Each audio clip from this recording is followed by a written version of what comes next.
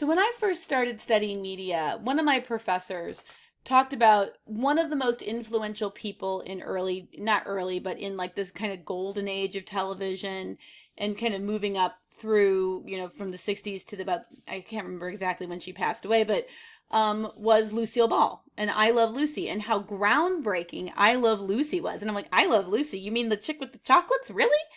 But it's true. I Love Lucy, and by extension, Lucille Ball and what we call Desilu Productions, which was her production company, changed the nature of television forever. And it's kind of hard to realize that here's this weird sitcom about this couple, living in, I think it's New York, obviously, and, how this changed television forever. Well, it's actually pretty cool, and so I thought I would tell you what I know, because I think it's fascinating, and I think it's just absolutely amazing just how influential Lucille Ball was to early television. So, first of all, when she wanted to, when they were making the show, she's like, I don't want to live in New York anymore. I want to live in California. And she was a big enough star where they're like, well, how do we make that happen? I don't get this. And what they did is they ended up moving to the coast, and they filmed, instead of broadcasting live on Kinescope, they filmed it and then broadcast it later. Well, what that filming did is first of all, it opened it up because now we have editing after the fact. So it opened it up to being able to shoot with more cameras, for more angles, do takes, edit. And it really kind of created a higher production quality for television than we ever had in the past.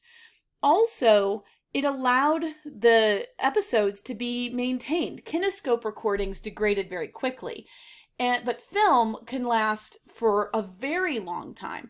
And so it created the possibility of reruns, which is one of the reasons why we have episodes of I Love Lucy today and that are still aired, and they're still in really good quality.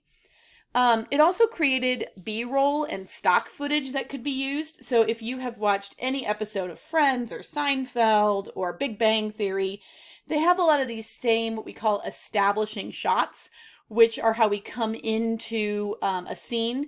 So it might be the coffee shop Central Perk from Friends, or it might be the comic book shop in Big Bang Theory.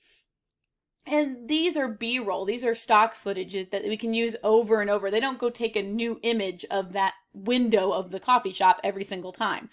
So that created that kind of grammar, for lack of a better term, for television.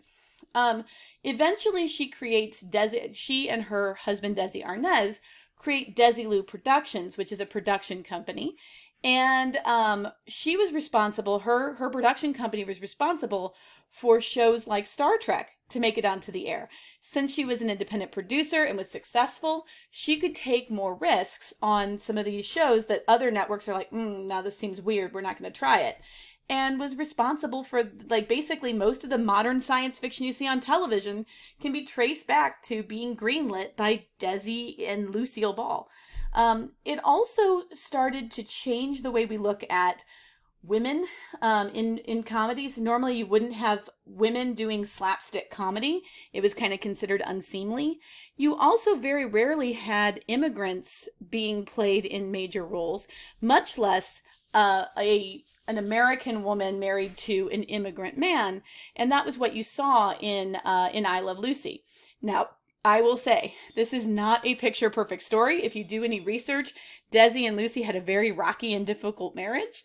But it's amazing to see the kind of trailblazer that she was.